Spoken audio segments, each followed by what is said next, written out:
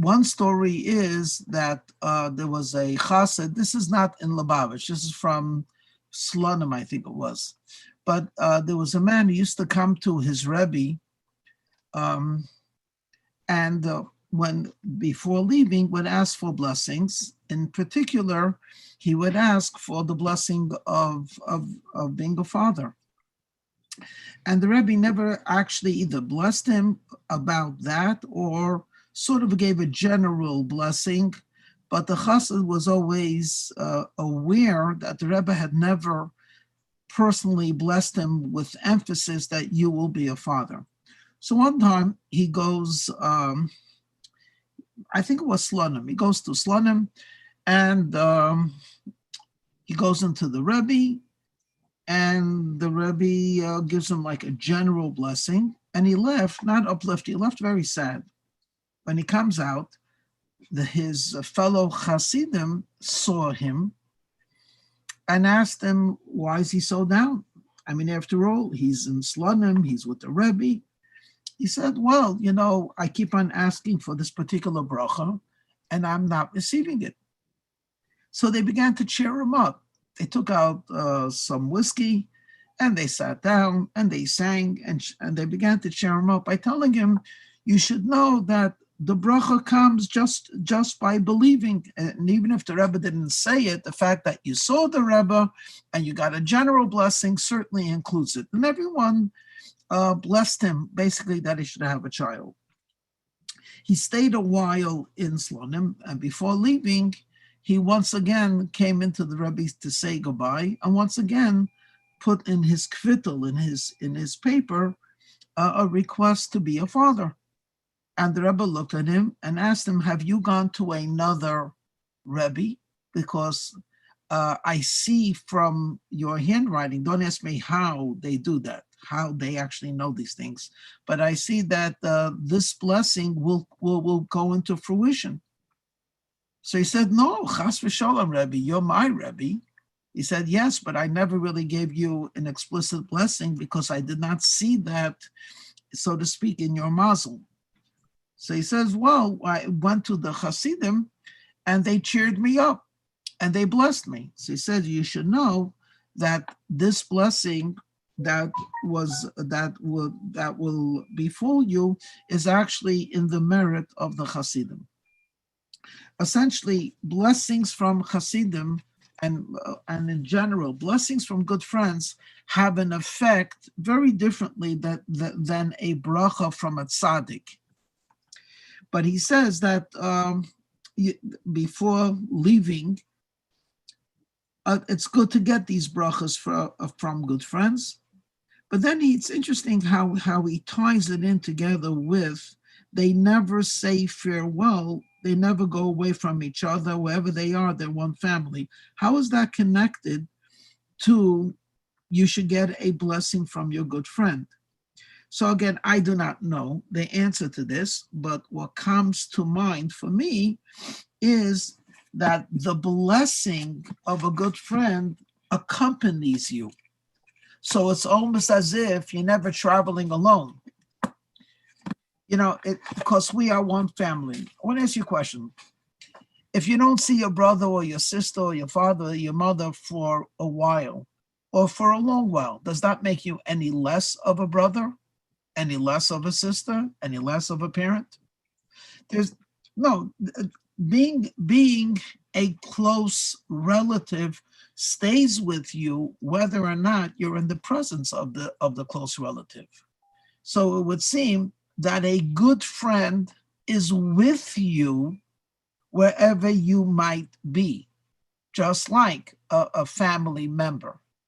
So the bracha of a good friend is as if the good friend is with you and offering you the encouragement and the blessing that he gave you, even though it might have been 2 weeks ago before you left Australia. Okay, I just threw it out, maybe. But the point of it is, it's good to get brachas from your friends before going on a journey. Okay, we're on chapter 100 and, not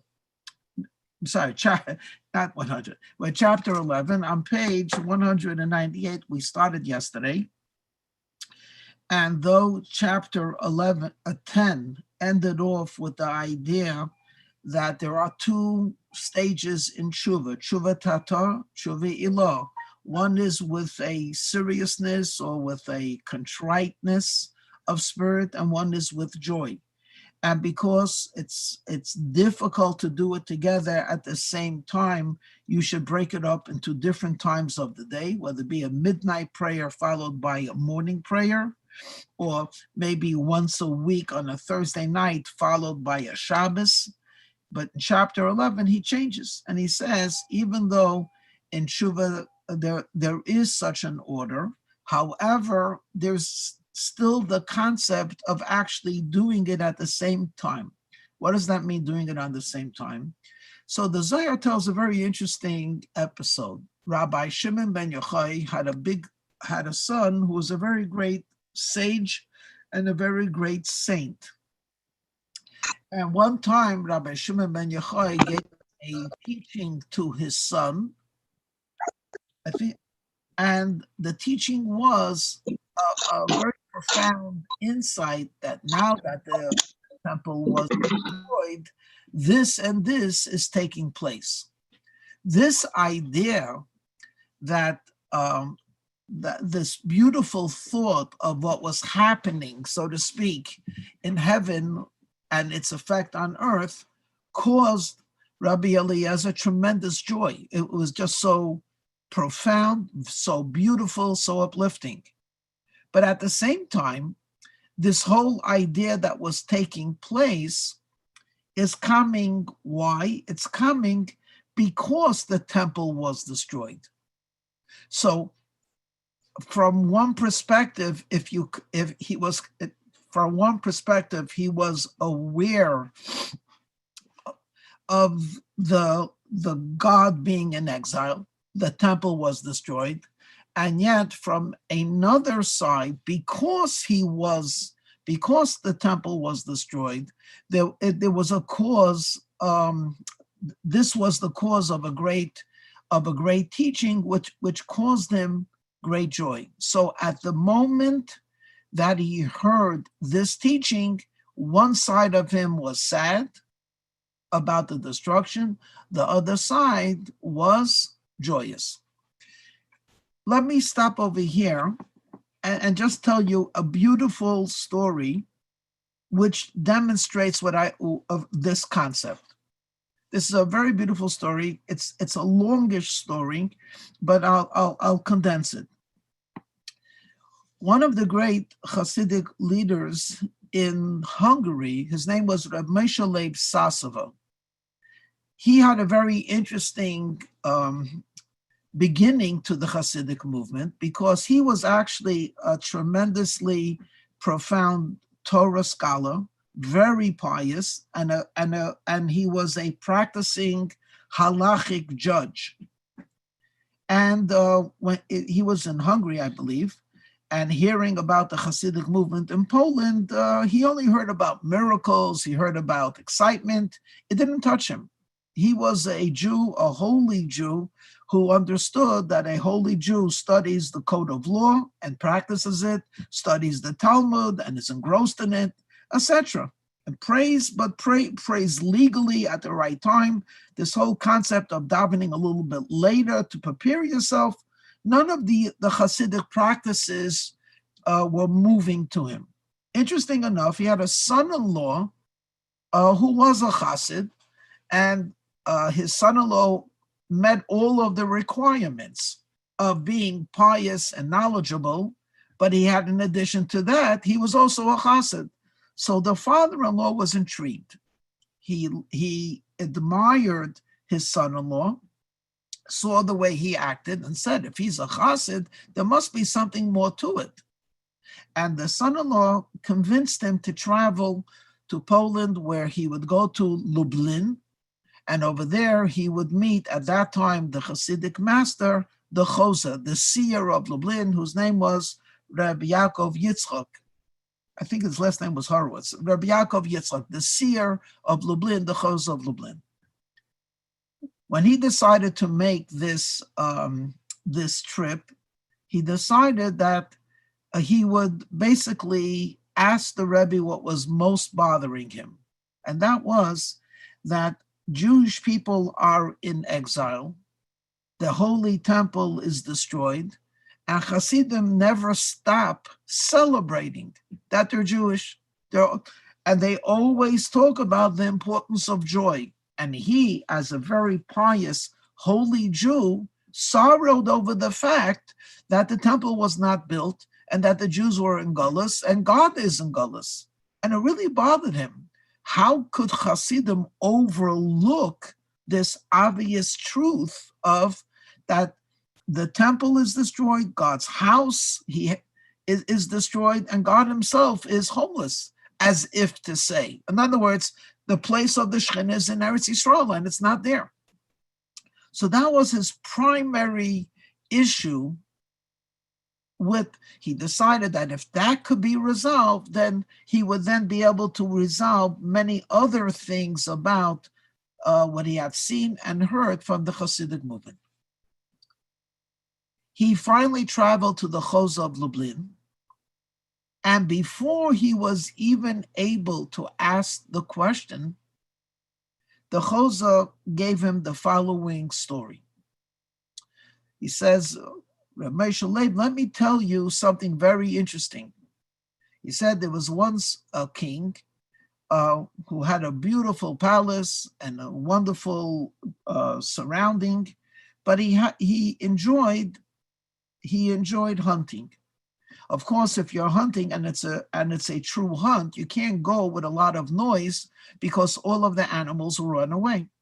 So when he went hunting, the soldiers would be left out in the outskirts, and he would go into the forest and hunt animals. One day he's tracking an animal, and what happens is he doesn't take. He's not aware of the rapid change of weather, but it became very overcast. And by the time he realized it was going to rain, a thunder, broke out, and it began to pour. And it didn't take long, 2-3 minutes, he was soaked. Here's a king. And now going back was difficult because of the mud and the vines and the stumbling. So he's looking, where can he find a place of shelter? It's a forest.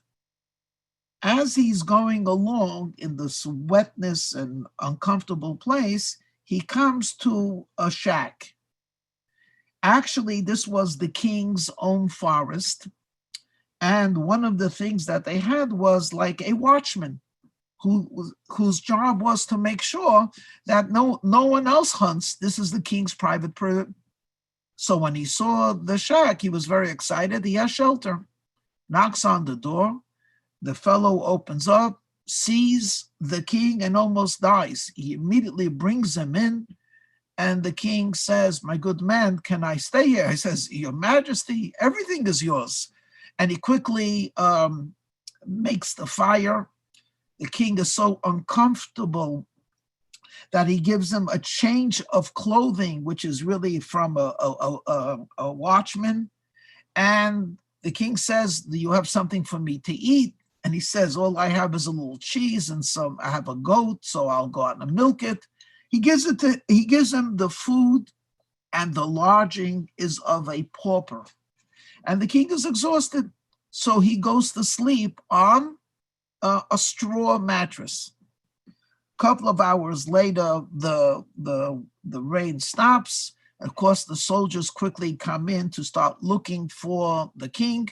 By this time, the king's clothing had dried.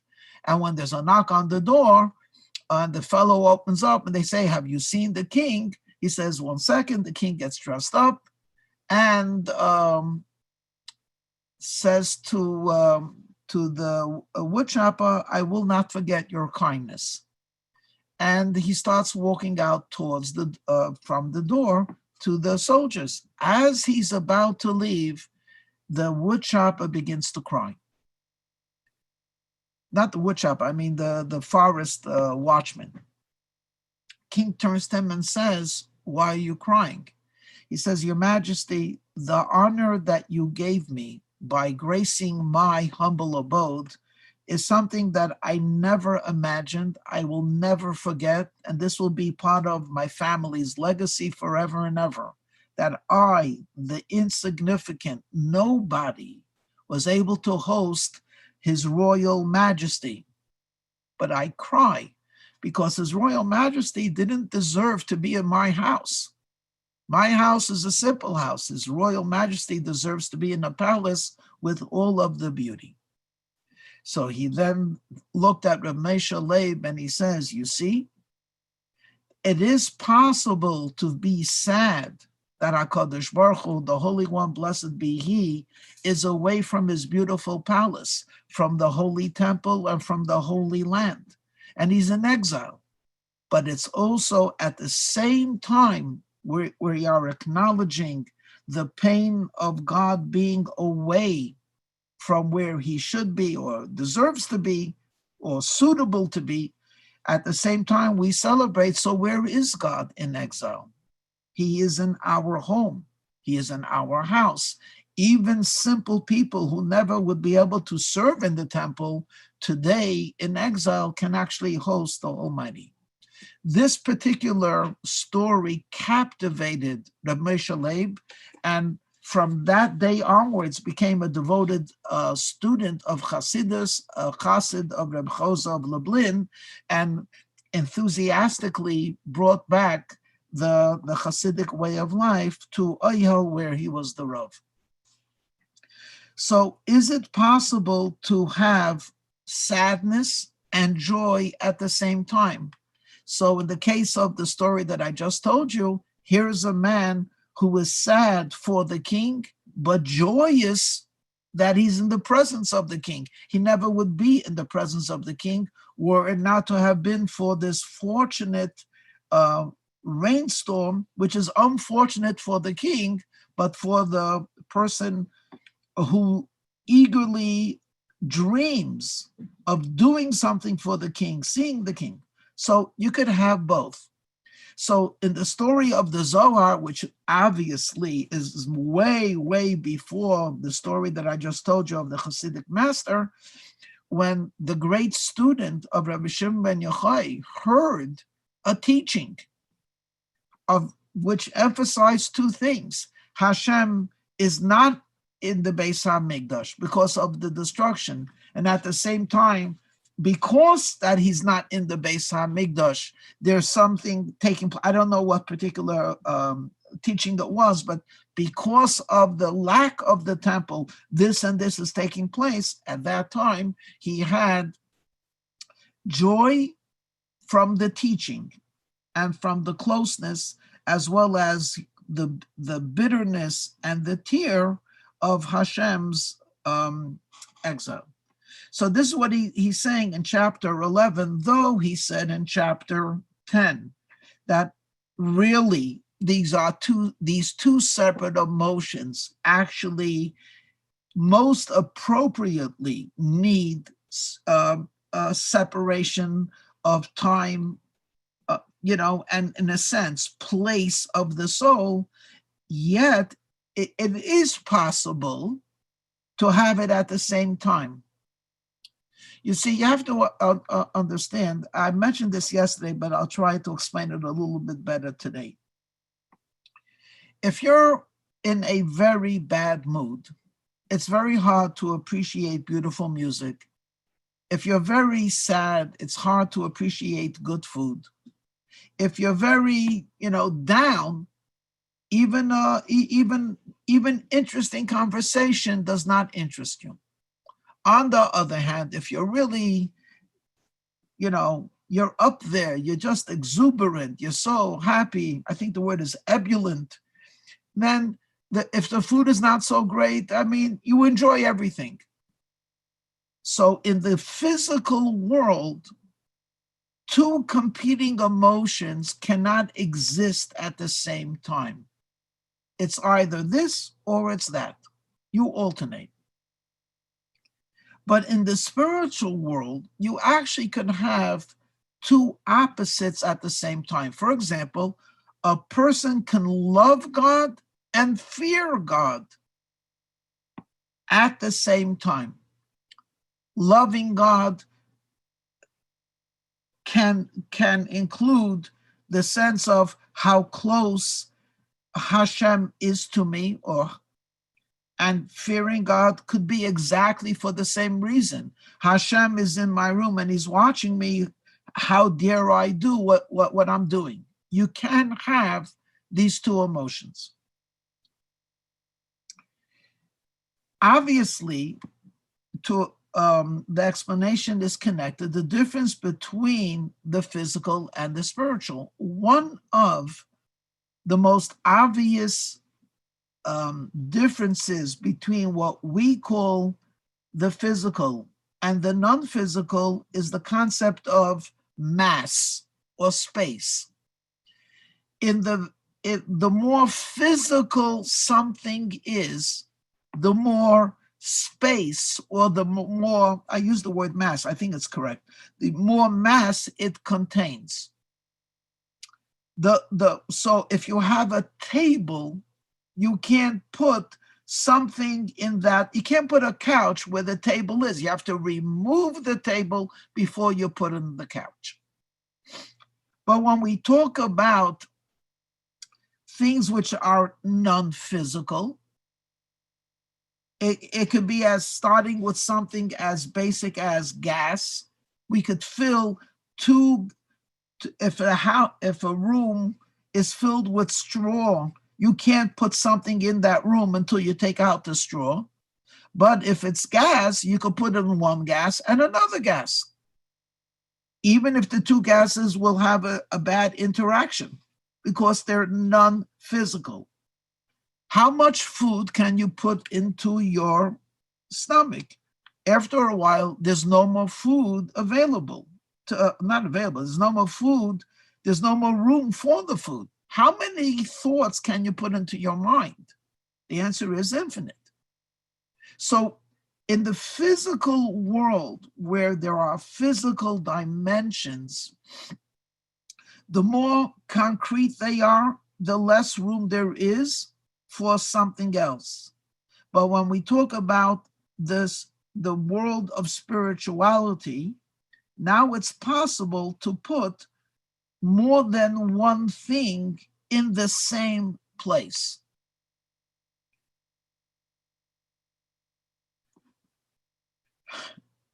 So when it comes to loving and fearing the physical, you can't have both feelings at the same time. Either you like the person, you dislike the person. And if you alternate, that basically would mean that when you're not liking the person, you're not liking the person. And then when you're liking the person, you are. But you can't do it at the same time. But when we talk about a spiritual action, such as I love my God and therefore I want to serve him, and as simultaneously, this is my God who created creation, and I respect him, I have awe for him, I'm frightened to do something against him, that can take place at the same time. What the Rebbe will say, well, we're not going to do this now, I'll get tomorrow. What the Rebbe will teach us is it is absolutely possible to do tshuva for a sin and yet to be joyous that Hashem will forgive you. And it's at the same moment. You have to ask forgiveness for sin means you have to be aware, number one, that there's God. Number two, you have to be aware that what you did, you should not have done. And number three, you have to take it seriously. So that would seem to imply that when you do teshuvah, there's a sense of, the word that I used before was contriteness, a sense of you're cognizant of the distance, you're serious, and perhaps you could even use the word you're sad. But yet, when you're doing tshuva, there's also the sense of I am being forgiven, which is another way of saying I'm being embraced. So you could have both feelings of distance and closeness at the same time. We'll end. Let's say, very practical. All of us have done it, and all of us have done this, and all of us have received this. Let's say you have someone that you love and care deeply about, and you messed up. You hurt them, insulted them, whatever it might be, and you're embarrassed and ashamed. And you tell that to the person who just gives you a hug, gives you a kiss. At that moment, you're thinking two things, or maybe more, but certainly two things. Number one, it feels so good to be embraced. It feels so right. We are so close.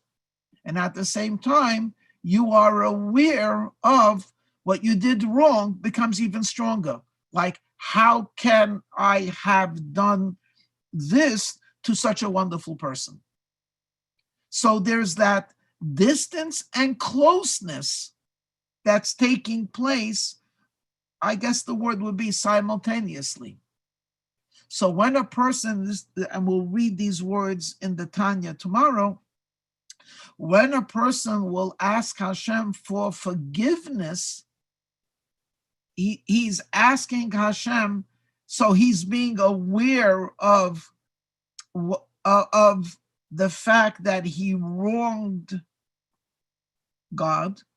And at the same time, by asking him forgiveness, he's convinced and he believes that Hashem is forgiving him. So while he's asking for forgiveness, he's also already feeling that embrace and that hug. And that's why, as we will read tomorrow in the Tanya, right after we ask for forgiveness, we ask for redemption. Why would God want to redeem us? What did we do that's so good? And the answer is, he just forgave us. He came close to us. If he came close to us, then he's going to invite us back into his home. Okay, we'll end with this beautiful thought. Have a great day. I'll see you in the at noon. In the newsletter I wrote that we're having a class on Wednesday at noon, but I see it because of Purim, there's a lot to do, so we're not having the Wednesday noon class. Okay, so we have a class today, and we have a class a Tuesday night, Wednesday morning Tanya, but not Wednesday afternoon. Okay, one more thing, just a reminder, those of you that have friends or acquaintances that would appreciate getting a package from you, not from me, by all means, we have some, and you could pick it up, give us a call. We'd be happy to provide. Okay, shalom, good day. Shalom. Thank you, Rabbi.